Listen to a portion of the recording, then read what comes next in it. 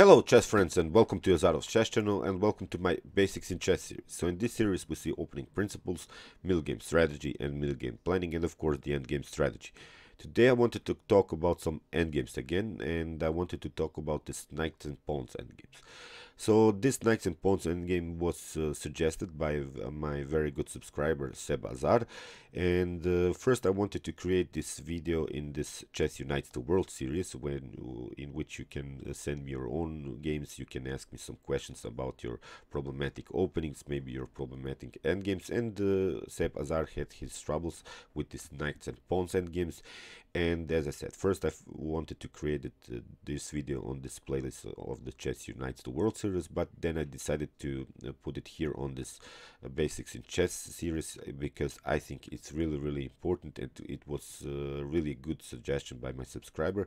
And he also asked me also some good questions. He asked me, when should I go into an endgame with these knights and pawns, and when should I not go into this knights and pawns. So he created really good questions, and of course I want to answer them. The first instructive game that I wanted to show you, it was played by Emanuel Lasker against Aaron Nimzovich, and here Aaron Nimzovich with the black pieces, and here Emanuel Lasker played the move rook on e4.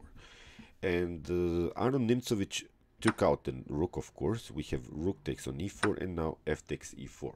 So here is the answer to my subscriber's question. You should go into an endgame with this knight and pawn situation when you have created this outside or distant pass pawn situation, and I've explained this outside and distant pass pawn in my basics in chess series, so I'll show you of course the link of that video at the end of this video, so you can combine watch them. They're really meeting each other with the same ideas, because you see the knight, you want to have your knight and your king centralized on the board. So of course you see black has the possibility to play king on f7, then king on e6, and maybe king on e5, and then he will have his king and the knight really centralized, and that's a good thing. The white's problem is that he cannot do the same thing, because his king can get maybe centralized, but his knight cannot, because first of all it's restricted already by this knight, and you see we have this distant or this outside pass pawn, and this knight on g1 will always be deflected and bothered by this pawn, and well, white would have his troubles in order to prevent this pawn from promotion. So that's really the problem. You should go, as I said, into an endgame with this knight and pawn situation when you have created this distant or outside pass pawn situation. So let's see now how Aaron Nimzovich wins this game. He is also a very good theoretician in chess, so he played here very nice endgame, and I think it's really an instructive endgame. So here king on f7, of course played. We want to centralize our king, as I said. King on c1, king on f6, king on d2, king on e5, king on e3, now h5. Now the pass pawn is really something that white has to worry about, because the knight, as said, will always be deflected by this pawn, and that's white's problem. He cannot play actively with this knight like black can do. So here a3, a5, knight on h3, knight on c2, king on d3, knight on e1, king on e1, knight on g2. I'm not going to explain all of these moves. I just want you to realize this idea by black, to play simply on this distant or this outside pass pawn. So here king on f3, knight on h4, king on e3, knight on g6, knight on g5, king on f6, knight on h7, king on g7, knight on g5. Here we have again king on f6, knight on h7, king on e7, and now knight on g5 again. So white probably thought, okay, here I can go for this draw here, but now knight on e5 again, king on d4. Now we have king on d6, and I also want you to realize that black can calmly here trade off the knights if possible. If we can trade off the knights, of course we will create then this distant pass pawn situation, in which black will be of course better, because he can simply push his pawn on the h file, and then the king will get deflected by this h pawn. Meanwhile, we can take this e pawn, and of course we are closer to this pawns, and then after that we can take the b and a pawn. So here knight on h3 was played.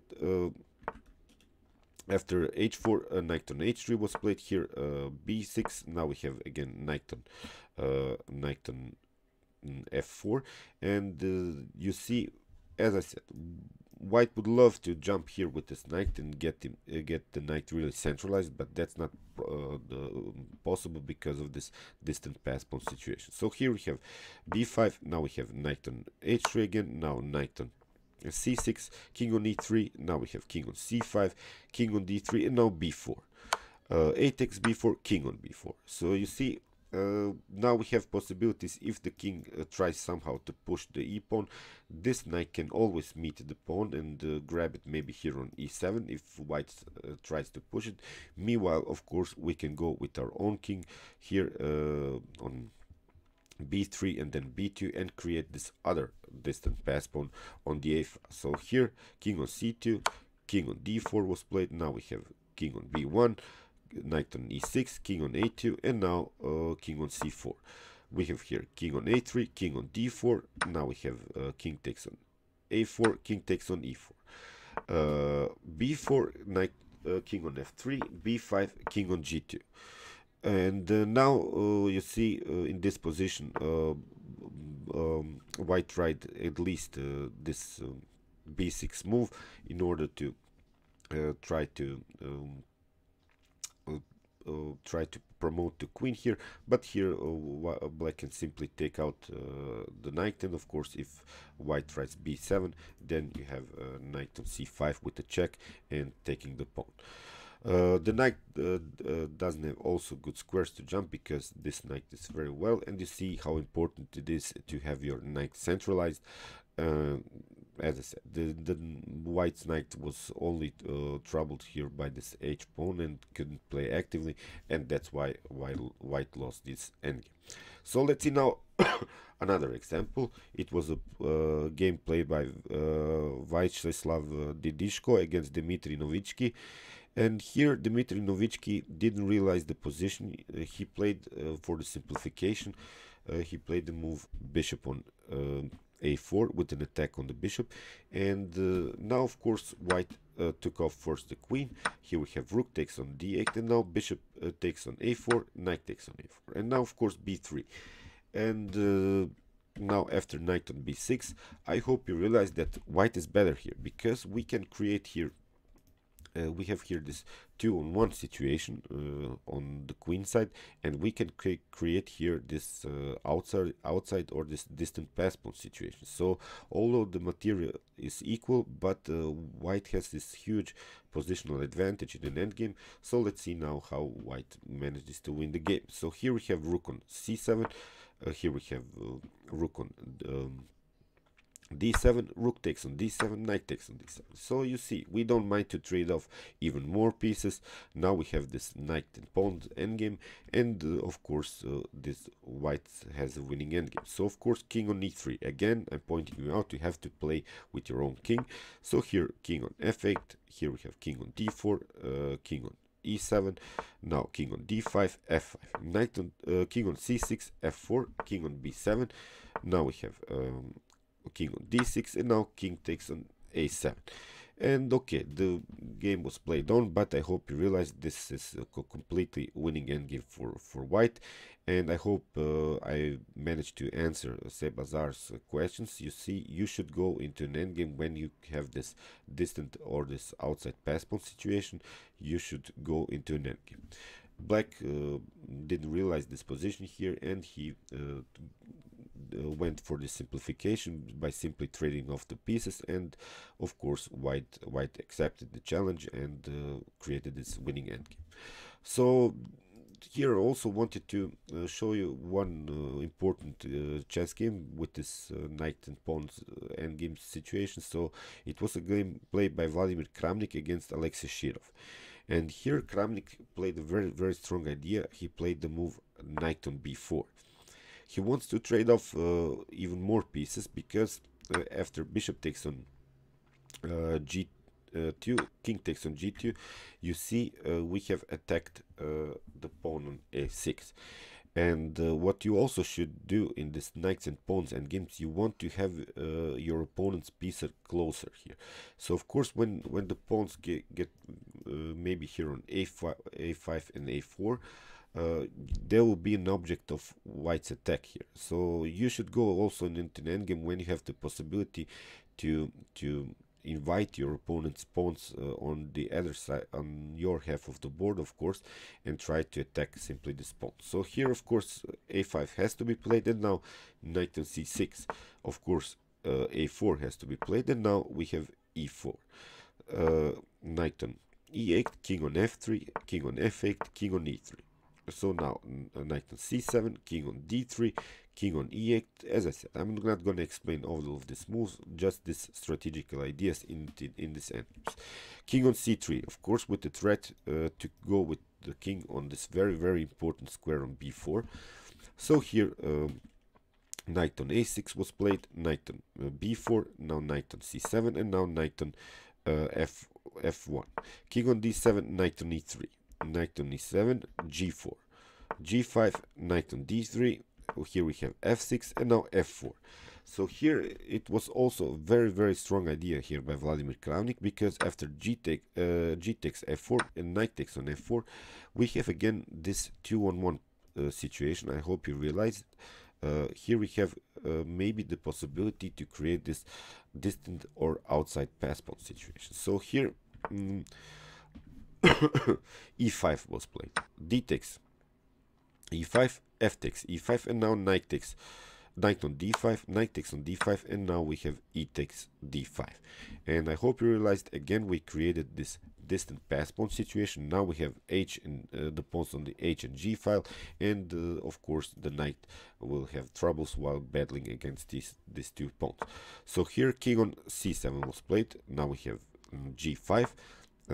King on B6, now we have B4, A takes B3, we have A takes B3, and now king on A5, H4, knight on G6, now we have B4, knight on F4, G6, we have H takes G6, and now H6. This is now really annoying pawn here on H5, so black has to play the move G4 in order to bring the knight on G6 and prevent this pawn from promotion here on Hx. So here after H7, knight on G6 was played, king on D3, and in this position black resigned, because he can try maybe here king on B4, but now of course we are able to attack this knight.